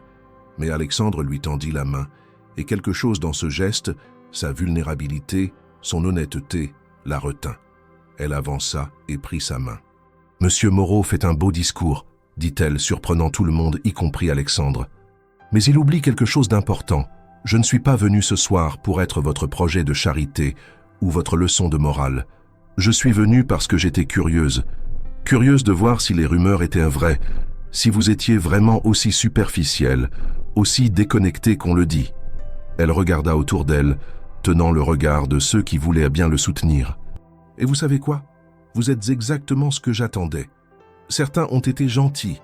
Madame Delacroix a été merveilleuse. D'autres ont été cruels, comme Mademoiselle Beaumont. La plupart ont juste été indifférents, comme nous le sommes tous envers ce qui nous dérange. Alors pourquoi êtes-vous resté? Demanda la journaliste. Parce que j'ai appris quelque chose ce soir. J'ai appris que les riches ne sont pas différents des pauvres. Vous avez juste plus de moyens pour cacher vos faiblesses. Vous êtes tout aussi perdu, tout aussi seul, tout aussi désespéré d'être vu vraiment. La différence, c'est que vous pouvez vous offrir des distractions plus chères. Un murmure parcourut l'assistance. Camille sentit la main d'Alexandre serrer la sienne. « Mais voici ce que je veux que vous reteniez, » continua-t-elle. « Je ne suis pas ici pour vous inspirer ou vous donner une leçon. Je suis juste une femme qui a dit oui à une invitation bizarre, qui a passé une soirée étrange dans un monde qui n'est pas le sien. Demain, je retournerai à Vénissieux. Je continuerai à nettoyer des bureaux. Ma mère sera toujours malade. Rien n'aura changé. Sauf peut-être que j'aurai une bonne histoire à raconter. » Elle se tourna vers Alexandre. « Et que j'aurai rencontré quelqu'un qui, peut-être, a aussi appris quelque chose. » Les applaudissements qui suivirent furent hésitants d'abord, puis plus nourris. Pas enthousiastes, beaucoup trop de gens étaient mal à l'aise avec ce qui venait de se passer, mais reconnaissants. Quelque chose avait été dit qui nécessitait d'être entendu. Alexandre attira Camille à l'écart, loin des journalistes et des curieux. « Tu n'étais pas obligé de faire ça. Je sais. Mais tu avais commencé. J'ai juste fini. Tu es... » Il chercha ses mots. « Tu es la personne la plus courageuse que j'ai jamais rencontrée. Ou la plus stupide. Je viens de me mettre en première page des journaux locaux. Ma vie ne sera plus jamais tranquille. Je suis désolé. » « Non, tu ne l'es pas. » Camille sourit tristement. « Tu voulais faire une déclaration, félicitations. Tu l'as faite. On l'a faite. Et maintenant? Maintenant, je rentre chez moi. Reste, s'il te plaît, jusqu'à la fin de la soirée. » Camille regarda autour d'elle, les visages curieux, les murmures, l'attention écrasante. Puis elle regarda Alexandre et vit dans ses yeux quelque chose qu'elle n'avait pas vu auparavant. de la peur qu'elle parte et ne revienne jamais. « D'accord », dit-elle finalement, jusqu'à la fin. Ils restèrent jusqu'à 2 heures du matin, quand les derniers invités commencèrent à partir. Marguerite Delacroix les serra tous les deux dans ses bras avant de monter dans sa voiture avec chauffeur. « Vous avez secoué ce petit monde stagnant », dit-elle à Camille. « Merci pour ça. Et vous, jeune homme ?» Elle se tourna vers Alexandre. « Ne laissez pas cette femme s'échapper. Elles ne sont pas nombreuses, celles qui ont du cran. » Dans la voiture qui les ramenait, Alexandre avait insisté pour la raccompagner personnellement. Ils restèrent silencieux un long moment. Lyon défilait par les fenêtres, ville déserte à cette heure de la nuit, les lumières des rues créant des motifs abstraits sur le pare-brise. « Qu'est-ce qu'on a fait ?» murmura finalement Camille. « On a dit la vérité. La vérité a des conséquences. » « Je sais. » Alexandre conduisait lentement comme pour retarder le moment de l'inévitable séparation. Demain, les journaux vont publier des articles. Certains seront flatteurs, d'autres nous traiteront de provocateurs. Ta vie va changer. Tante, et la tienne? La mienne aussi. Le conseil d'administration de l'entreprise va probablement me convoquer. Ma famille va être furieuse. Claire va me détester encore plus qu'elle ne me déteste déjà. Mais tu sais quoi? Je m'en fous. Tu dis ça maintenant. Non, je le pense vraiment. Pour la première fois depuis la mort de mon père, je me sens vivant. Vraiment vivant. Ils arrivèrent devant l'immeuble de Camille. La barre HLM semblait encore plus morne et grise après la splendeur de l'Hôtel-Dieu. 2 mondes séparés par 20 minutes de voiture et un abîme social. Alexandre coupa le moteur. « Je peux te revoir. Alexandre, s'il te plaît, pas pour continuer le spectacle, juste pour te revoir, pour parler, pour... » Il s'interrompit, cherchant les bons mots, pour essayer de comprendre ce qui se passe entre nous. Camille sentit les larmes monter. « Tu ne comprends pas. Ce qui s'est passé ce soir, c'était une bulle, une parenthèse, mais demain je dois retourner à ma vie. Et ma vie, c'est nettoyer des bureaux, m'occuper de ma mère, compter chaque euro. Ta vie, c'est diriger une entreprise, gérer une fortune, naviguer dans un monde que je ne comprends pas. Alors apprends-moi ton monde, et je t'apprendrai le mien. Pourquoi ? Pourquoi faire? Pour finir par se rendre compte qu'on est trop différents. Ou pour découvrir qu'on ne l'est pas tant que ça. » Alexandre prit doucement sa main. « Camille, je ne vais pas te promettre un conte de fées. Je ne vais pas te dire que tout sera facile. Mais je peux te promettre de l'honnêteté, de la sincérité. Et si ça ne marche pas, au moins on aura essayé. » Camille le regarda longuement. Dans la lumière tamisée de la voiture, il avait l'air vulnérable, presque fragile. Ce n'était plus le millionnaire arrogant, mais juste un homme qui demandait une chance. « D'accord, dit-elle finalement, on peut se revoir, mais pas dans ton monde, et pas dans le mien non plus. On trouve un terrain neutre. Comme quoi? Je ne sais pas, on improvisera. » Elle sourit faiblement. C'est ce qu'on fait de mieux, apparemment. Elle sortit de la voiture, mais avant de fermer la portière, elle se pencha une dernière fois. « Merci pour cette soirée, malgré tout. »« Merci. »« Non, merci à toi. » Camille monta les 3 étages jusqu'à son appartement, ses talons résonnant dans la cage d'escalier silencieuse. Sa mère l'attendait, réveillée dans son fauteuil. « Alors ?» demanda Françoise avec impatience. Camille se laissa tomber sur le canapé, épuisée. « Alors j'ai tenu tête à l'élite lyonnaise, j'ai fait un discours qui sera probablement dans les journaux demain, et je crois que je viens de tomber amoureuse d'un homme qui vit dans un autre monde. » Françoise sourit. Ça a l'air d'avoir été une bonne soirée. C'était la soirée la plus terrifiante, la plus exaltante, la plus folle de ma vie. Et Alexandre? Alexandre est. Camille chercha ses mots. Alexandre est compliqué. Mais peut-être que compliqué, c'est ce dont j'ai besoin. Elle passa le reste de la nuit éveillée, incapable de dormir, revivant chaque moment de la soirée. Les regards, les jugements, les applaudissements, les critiques. Et surtout, la sensation de la main d'Alexandre dans la sienne, solide et rassurante au milieu du chaos. Le lendemain matin, son téléphone explosa, le réveil fut brutal. À 7 heures du matin, Farida appela Camille, hystérique. « Camille, t'as vu les journaux? T'es en première page. En première page !» Camille, qui avait à peine dormi 2 heures, se précipita sur son ordinateur. Le Progrès, Lyon Capitale, même Libération avaient repris l'histoire. Les titres variaient du sensationnel au philosophique. Le coup de foudre improbable. Quand un PDG tombe amoureux de sa femme de ménage, Le Progrès. Scandale au bal d'hiver, une employée de nettoyage tient tête à l'élite lyonnaise. Lyon capitale. Guerre des classes au cœur de Lyon. La revanche de Cendrillon. Libération. Les photos étaient partout. Camille en robe noire vintage, la main dans celle d'Alexandre. Camille face à Claire, le menton relevé, défiant. Alexandre faisant son discours passionné et vulnérable. Eux deux dansant perdus dans leur bulle. « Mon Dieu » murmura Camille. « C'est pas tout » continua Farida au téléphone. « J'ai reçu un appel de la direction de la boîte de nettoyage. Ils veulent te voir aujourd'hui. » Le cœur de Camille se serra. « Ils vont me virer. Je ne sais pas. Mais Camille, tu es célèbre. Genre, vraiment célèbre. Mon fils de 15 ans t'a vu sur TikTok ce matin. Il y a des vidéos de tes répliques à Claire qui font des millions de vues. » Camille raccrocha et se plongea dans les réseaux sociaux. C'était vertigineux. Des extraits de la soirée circulèrent partout. Certains la célébraient comme une héroïne de la lutte des classes. D'autres la traitèrent d'arriviste, d'opportuniste cherchant à se faire épouser. Les commentaires oscillaient entre l'admiration et la haine pure. Elle a dit tout haut ce que tout le monde pense tout bas. Respect. Pathétique. Une pauvre qui essaie de grimper l'échelle sociale en couchant avec un riche. Classique. Alexandre Moreau est mon nouveau héros. Enfin, quelqu'un qui secoue ce monde pourri. Ces riches qui jouent aux révolutionnaires pendant 5 minutes avant de retourner à leurs privilèges. Ridicule. Sa mère entra dans sa chambre, son fauteuil électrique ronronnant doucement. « Ma chérie, il y a des journalistes en bas de l'immeuble. »« Quoi ?» Camille se précipita à la fenêtre. Effectivement, 3 camionnettes de télévision étaient garées devant leur bar HLM, avec des journalistes et des caméramens qui attendaient. Comment ils ont trouvé mon adresse ? Internet trouve tout maintenant.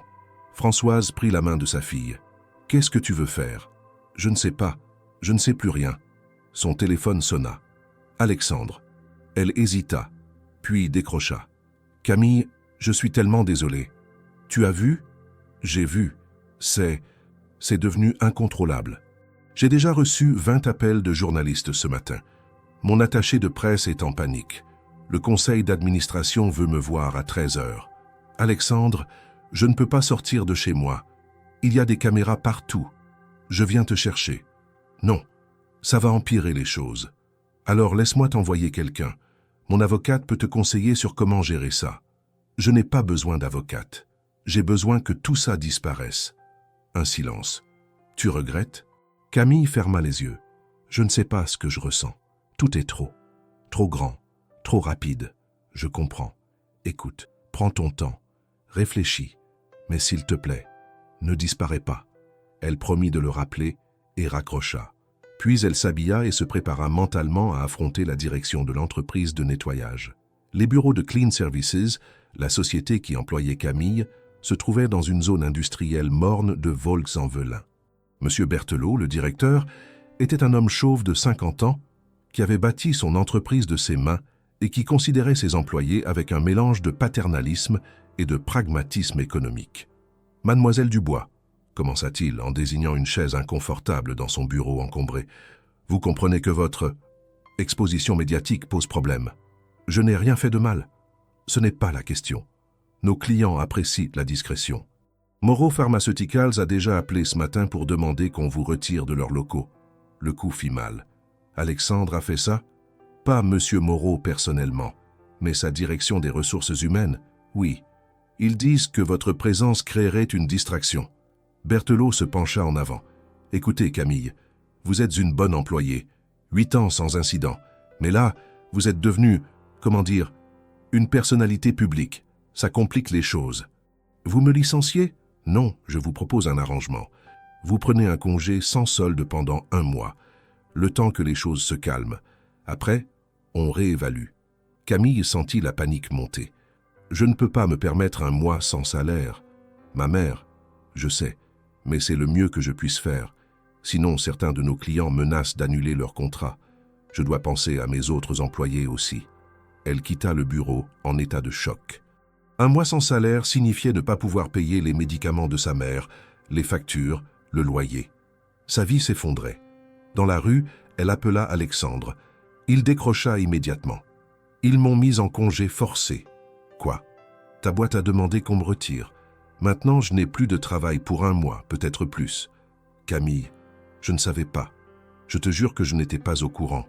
Ça change quoi? C'est ta direction qui l'a fait. Je vais arranger ça. Je te promets. Comment? En me donnant de l'argent? En me trouvant un autre job par pitié? Sa voix tremblait de colère et de désespoir. C'est exactement ce que je craignais. On joue dans des ligues différentes, Alexandre. Pour toi, c'était une soirée amusante. Pour moi, c'est ma vie qui explose. Ce n'est pas juste. Non, ce n'est pas juste, mais c'est la réalité. Elle raccrocha avant qu'il ne puisse répondre et rentra chez elle en métro, les larmes coulant silencieusement sur ses joues. Les gens la reconnaissaient, certains souriaient avec sympathie, d'autres la regardaient avec curiosité ou jugement. Elle n'était plus personne. Elle était devenue un symbole, une histoire, un sujet de débat. Mais elle n'était plus vraiment Camille Dubois. Pendant ce temps, Alexandre faisait face à ses propres conséquences. Le conseil d'administration de Moro Pharmaceuticals s'était réuni en urgence dans la grande salle de conférence du siège social. 12 personnes assises autour d'une table en acajou, toutes le regardant avec un mélange de désapprobation et de préoccupation. Hélène Moreau, sa tante et actionnaire principale, ouvrit la session. « Alexandre, nous avons tous vu les journaux. Nous avons tous reçu des appels de partenaires, d'investisseurs, de clients qui s'interrogent sur la direction que prend cette entreprise. Je ne vois pas en quoi ma vie privée concerne l'entreprise. Ta vie privée. Philippe Marchand, directeur financier, ricana. Tu as transformé le bal d'hiver en cirque médiatique. Tu as fait un discours incendiaire contre la classe sociale dont nous faisons tous partie. Tu as exposé cette femme, et par extension notre entreprise, à un scandale public. C'était mon choix. Un choix qui a des conséquences. » Hélène posa une chemise sur la table.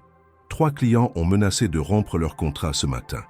L'un de nos investisseurs institutionnels demande une réunion extraordinaire, et les réseaux sociaux sont en train de nous dépeindre soit comme des exploiteurs, soit comme des naïfs. Alors c'est ça?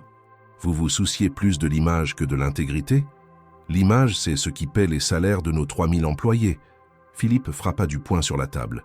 Tu crois que ta petite révolution romantique n'affecte que toi? Alexandre se leva, furieux. Vous savez quoi? Vous avez raison, j'ai été égoïste, mais pas de la façon dont vous le pensez. J'ai été égoïste en restant assis dans ce fauteuil pendant 3 ans à faire semblant de diriger alors que je me fichais de tout. J'ai été égoïste en fermant les yeux sur le fait que notre entreprise emploie des sociétés de sous-traitance qui exploitent leurs employés avec des contrats précaires. J'ai été égoïste en profitant de privilèges que je n'ai jamais gagnés. Alexandre, commença Hélène. Non, laisse-moi finir. Cette soirée, ce soi-disant scandale, c'était la première fois en 3 ans que je me sentais vivant. La première fois que je faisais quelque chose qui avait du sens. Et vous voulez que j'en ai honte? Nous voulons que tu te comportes en adulte responsable, répondit froidement Hélène, pas en adolescent rebelle. Alors peut-être que je ne suis pas la bonne personne pour ce poste. Le silence qui suivit fut glacial.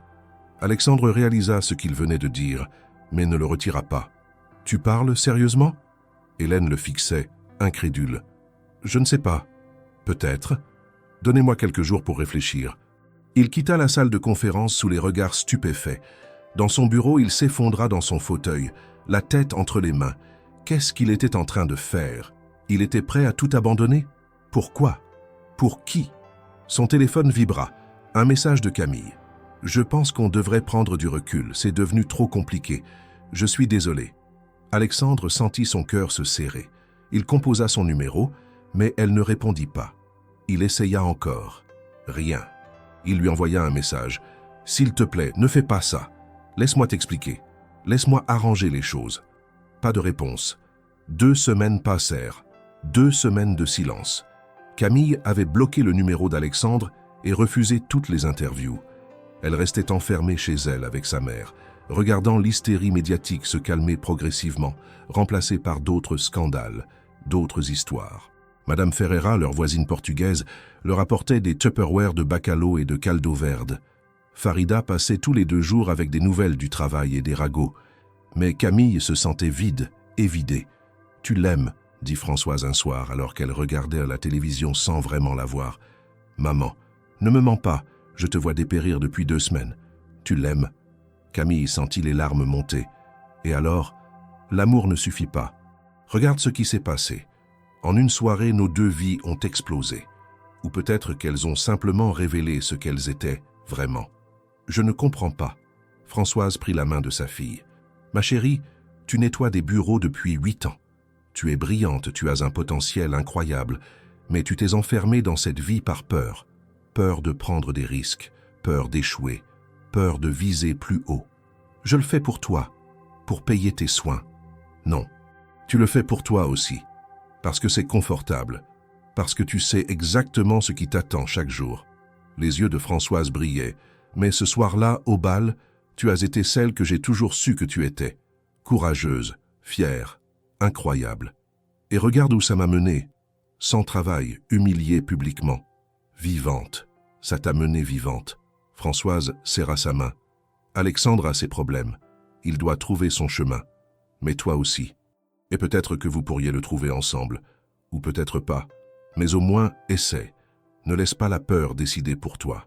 Cette nuit-là, Camille relut tous les messages qu'Alexandre lui avait envoyés. Des dizaines. Certains longs, d'autres courts. Tous désespérés. Je suis désolé pour tout ce qui s'est passé. Donne-moi une chance de tout réparer. Je ne dors plus. Je pense à toi constamment. J'ai commencé à faire des changements. Vraiment. Laisse-moi te montrer. Même si tu ne veux plus jamais me parler, sache que tu as changé ma vie. Merci pour ça. Le dernier message datait de 3 jours. Je respecte ton silence. Mais si jamais tu changes d'avis, je serai au Café des Fédérations tous les jours à 14 heures. Juste au cas où. Camille regarda l'horloge. Minuit. Elle avait 14 heures pour décider. Alexandre n'avait pas menti. Pendant ces 2 semaines, il avait agi. D'abord, il avait démissionné de son poste de PDG. Hélène et le conseil avaient d'abord cru à un caprice, puis avaient réalisé qu'il était sérieux. Il restait actionnaire principal, mais quelqu'un d'autre dirigerait l'entreprise au quotidien. Ensuite, il avait vendu son appartement du Vieux-Lyon, sa collection de voitures de luxe, et liquidé une partie de ses investissements personnels. Avec l'argent, il avait créé une fondation, Dignité & Travail, dédiée à l'amélioration des conditions de vie des travailleurs précaires dans la région Rhône-Alpes. Le projet était ambitieux, aide financière pour les familles en difficulté, programme de formation professionnelle, soutien juridique pour les conflits avec les employeurs et surtout des microcrédits pour permettre aux gens de créer leurs propres entreprises. Il avait loué un appartement plus modeste dans le quartier de la Guillotière, mixte et vivant, loin des zones bourgeoises où il avait toujours vécu. Il avait licencié son attaché de presse, sa gouvernante, son chauffeur personnel. Il avait commencé à vivre une vie normale, ou du moins à essayer. Mathilde Courbet, une ancienne collègue d'école devenue travailleuse sociale, l'aidait à structurer la fondation. Elle était venue le voir un matin dans son nouveau bureau, un espace partagé avec d'autres associations, bruyant et chaleureux. « Tu sais que tout le monde pense que c'est un coup de pub, non ?» dit-elle en sirotant son café dans un gobelet en carton. « Je sais. Ça ne te dérange pas ?»« Au début, si. Maintenant. Je me dis que les actes parleront plus fort que les intentions. Si dans 1 an, 5 ans, la fondation a vraiment aidé des gens, peut-être qu'ils changeront d'avis. » Car si Camille ne revient jamais. Alexandre resta silencieux un long moment. Alors au moins, j'aurais fait quelque chose de bien. Pour les bonnes raisons, même si ça a commencé pour les mauvaises. Tu l'aimes vraiment? Je crois que oui, mais je comprends pourquoi elle est partie. Je lui ai fait du mal, involontairement, mais quand même. Mathilde posa sa main sur son épaule. Donne-lui du temps et continue ce que tu fais. Si c'est authentique, elle le verra. Tous les jours à 13h50, Alexandre arrivait au Café des Fédérations. Il commandait 2 cafés noirs, s'installait à leur table habituelle près de la fenêtre et attendait. À 14h30, quand il était clair qu'elle ne viendrait pas, il buvait son café froid et repartait. Le patron, un Lyonnais bourru nommé René, avait fini par le prendre en pitié. « Écoute, petit, peut-être que tu devrais arrêter de l'attendre comme ça devient déprimant. »« Ah, c'est tout ce que je peux faire. L'attendre. L'amour, c'est pas juste attendre, c'est aussi accepter. » « Accepter quoi ? Qu'elle te dise non. » Alexandre y avait pensé, mais il n'était pas prêt à l'accepter. Pas encore. Le 15e jour, un jeudi après-midi pluvieux de février, Camille poussa la porte du Café des Fédérations. Alexandre était là, comme toujours, 2 cafés devant lui, regardant par la fenêtre les passants se hâter sous la pluie. Il portait un simple jean et un pull gris. Elle ne l'avait jamais vu habillé aussi simplement. Quand elle s'assit en face de lui, Il sursauta comme s'il avait vu un fantôme. « Camille. »« Bonjour, Alexandre. » Ils se regardèrent en silence. Il avait maigri, remarqua-t-elle. Des cernes sombres marquaient ses yeux. Mais il y avait aussi quelque chose de différent. Une paix nouvelle, peut-être, ou une résolution. « Tu es venu, » murmura-t-il, comme s'il n'osait pas y croire. « J'ai entendu ce que tu as fait. La fondation, la démission. » Elle but une gorgée du café qu'il avait commandé pour elle. Froid, mais toujours bon. « Tu es sérieux ?»« Complètement. »« Pourquoi ?»« Parce que tu avais raison. Surtout, j'étais prisonnier d'une vie que je n'avais pas choisie, entouré de gens que je ne respectais pas, faisant semblant d'être quelqu'un que je n'étais pas. » Il prit une profonde inspiration. « Et puis, tu es entré dans mon bureau et tu as tout changé. »« Ça, je n'ai rien fait. Tu as existé, vraiment existé. Tu ne faisais pas semblant, tu ne jouais pas de rôle, tu étais juste, toi, et ça m'a montré tout ce qui manquait dans ma vie. » Camille sentit les larmes monter. « Alexandre, je ne peux pas être ta raison de changer. C'est trop de pression. Si tu fais tout ça pour moi et que ça ne marche pas entre nous, ce n'est pas pour toi. » Il tendit la main à travers la table, mais ne la toucha pas, laissant le choix à Camille. « C'est grâce à toi, mais pas pour toi. Tu m'as montré un miroir. Maintenant, je dois décider qui je veux voir dans ce miroir. Et qui veux-tu voir? Quelqu'un de bien, quelqu'un d'utile, quelqu'un qui mérite. » Il s'arrêta. « Quelqu'un qui mérite d'être avec quelqu'un comme toi. » Camille prit sa main. Le contact électrisa l'air entre eux.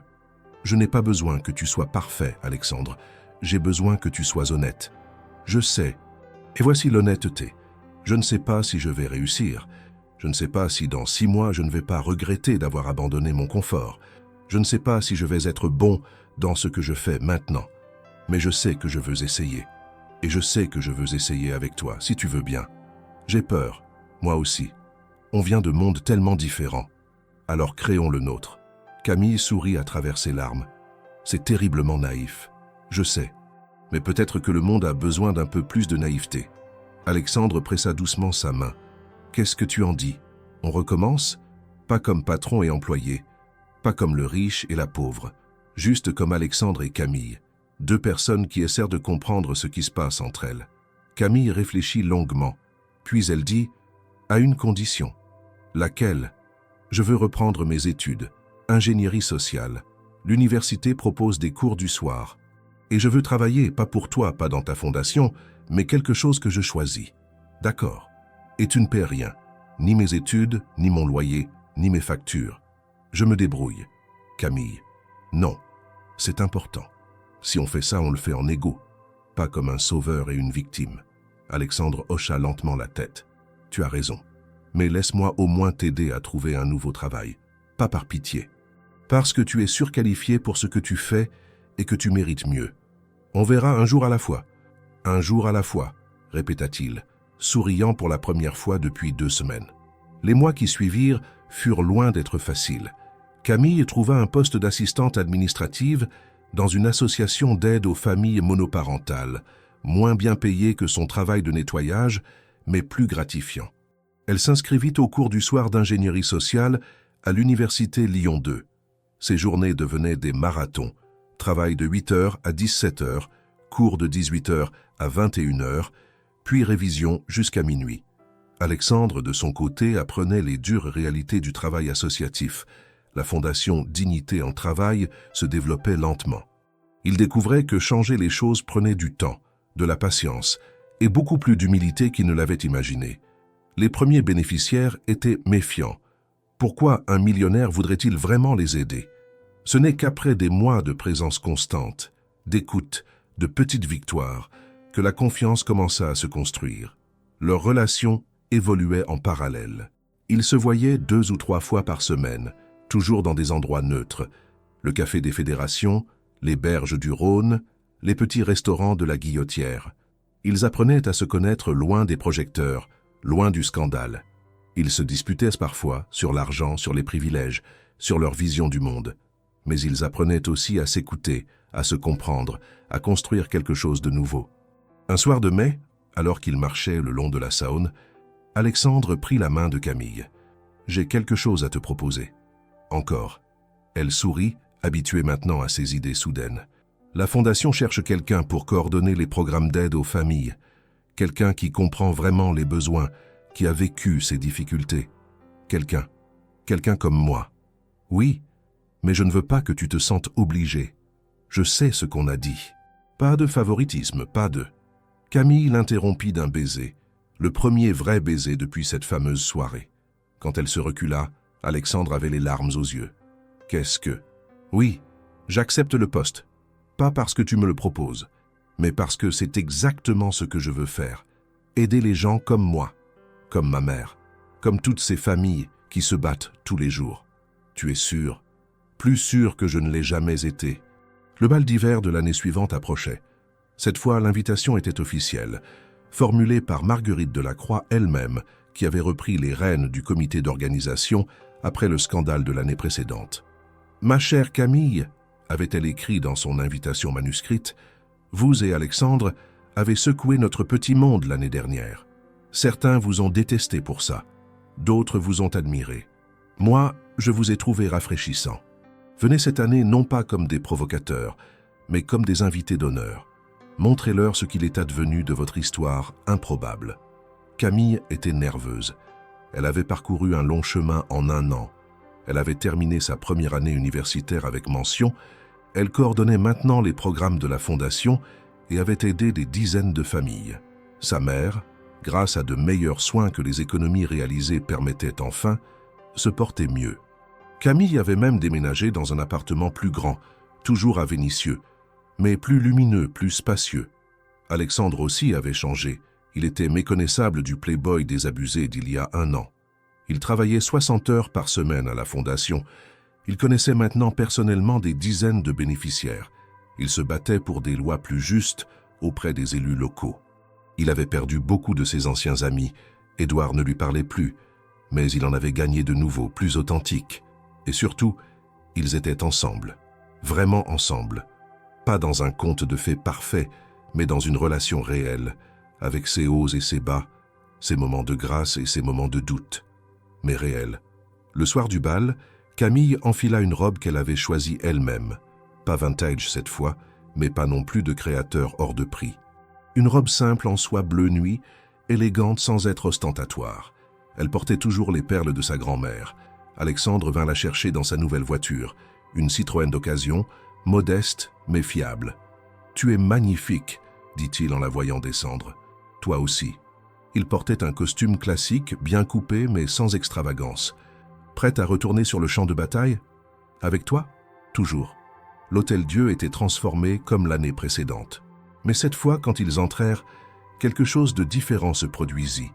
Les murmures n'étaient pas hostiles. Les regards étaient curieux, certes, mais aussi respectueux. Marguerite les accueillit avec effusion, les présentant à tous comme les héros de l'année dernière. Claire Beaumont était présente, mais elle évita soigneusement leurs regards. Camille apprit plus tard qu'elle s'était fiancée avec un banquier suisse et avait quitté Lyon. Au cours de la soirée, plusieurs personnes s'approchèrent pour leur parler de la Fondation. Certains pour critiquer du socialisme déguisé, mais beaucoup pour proposer leur aide, leur don, leur soutien. Un moment marquant survint quand M. Bertrand, le directeur de Clean Services, s'approcha de Camille. « Mademoiselle Dubois, félicitations pour votre nouveau poste. Merci. Je dois vous dire, vous aviez raison, sur beaucoup de choses. Nous avons commencé à revoir nos contrats, à améliorer les conditions de nos employés. Ce n'est pas parfait, mais c'est un début. » Camille fut surprise par l'émotion qu'elle ressentit. « C'est bien, vraiment. Vous avez déclenché quelque chose, vous savez, vous deux. » Il regarda Alexandre. Pas une révolution, mais peut-être le début d'une conversation nécessaire. Plus tard dans la soirée, alors que l'orchestre jouait une valse, Alexandre emmena Camille sur la piste de danse. « Tu te souviens de l'année dernière ?» murmura-t-il. « Comment pourrais-je oublier? J'étais terrifié. Moi aussi. Je le suis toujours, mais d'une manière différente. » Il la fit tourner doucement. « J'ai peur de te perdre. J'ai peur de gâcher ce qu'on a construit. J'ai peur de ne pas être à la hauteur. » Alexandre. « Mais tu sais ce qui est plus fort que la peur. » « Quoi ? » L'espoir.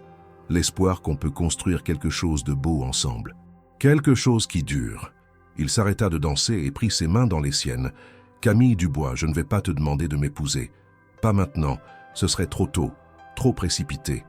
Alors qu'est-ce que tu me demandes? Je te demande de continuer à grandir avec moi, de continuer à me défier, à me pousser, à me montrer le monde que je ne vois pas. Je te demande de me laisser être ton partenaire, pas ton sauveur, pas ton projet, juste ton partenaire, dans tout. Camille sentit les larmes couler sur ses joues. Tu sais que ça ne sera jamais facile. Je sais. Les gens vont toujours nous juger, toujours nous voir comme la femme de ménage et le millionnaire. Qu'ils jugent. Nous, on sait qui on est. Et qui sommes-nous? Alexandre sourit.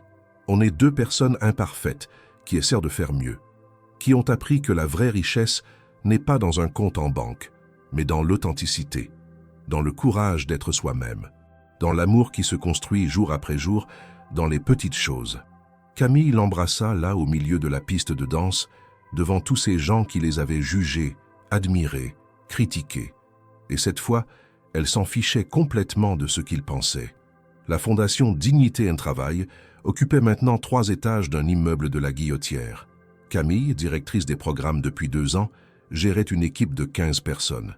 Elle avait obtenu son diplôme d'ingénierie sociale avec mention et était devenue une voix respectée dans le monde associatif lyonnais. Alexandre avait définitivement quitté le monde de l'entreprise. Il présidait la fondation et plusieurs autres organisations caritatives. Il n'était plus milliardaire. Il avait donné la majorité de sa fortune, mais il était heureux d'une manière qu'il n'avait jamais connue auparavant. Il s'était marié discrètement 2 ans plus tôt, dans une petite mairie de quartier entourée de leurs proches. Pas de grande cérémonie, pas de publicité. Juste eux, leur famille et les amis qui comptaient vraiment. Françoise, la mère de Camille, était là, dans son fauteuil rayonnante. Elle ne pouvait plus parler beaucoup. La maladie progressait, mais ses yeux disaient tout. Fierté, joie, amour. Un soir d'automne, assis sur leur balcon qui donnait sur les toits de Lyon, Camille et Alexandre regardèrent le soleil se coucher sur la ville. « Tu regrettes parfois ?» demanda Camille. « Ta vie d'avant, l'argent, le luxe. » Alexandre réfléchit honnêtement. « Parfois, je me demande à quoi elle ressemblerait, cette autre vie. Puis je te regarde, et je me dis que j'ai fait le bon choix. Ce n'était pas juste un choix entre moi et ta vie d'avant. Je sais. C'était un choix entre qui j'étais et qui je voulais devenir. » Il prit sa main. « Et je veux devenir meilleur chaque jour, pour toi, pour nous, pour tous ces gens qu'on aide. On ne peut pas tous les sauver, tu sais. Non, mais on peut essayer, un par un, une famille à la fois. » Camille posa sa tête sur son épaule. « Tu te souviens de ce que Claire avait dit? Que j'étais Cendrillon et que le carrosse redeviendrait citrouille à minuit? Je m'en souviens. Elle avait tort. Il n'y a jamais eu de carrosse, juste 2 personnes qui ont décidé de marcher ensemble. » Alexandre l'embrassa doucement. « Et on marche encore. En bas, dans les rues de Lyon, la vie continuait. Des femmes de ménage finissaient leur service, des cadres sortaient de leur bureau, des familles rentraient chez elles. Tous vivant leur vie, chacun portant ses propres fardeaux, ses propres espoirs. Mais quelque part, dans une fondation discrète de la Guillotière, des vies changeaient. Lentement, imperceptiblement, mais réellement. Parce que 2 personnes avaient osé franchir une ligne invisible et dans leur chute avaient trouvé une façon de se relever ensemble. Et c'était peut-être la plus belle histoire qu'on pouvait raconter. Pas un conte de fées, juste une histoire humaine, vraie, imparfaite, belle,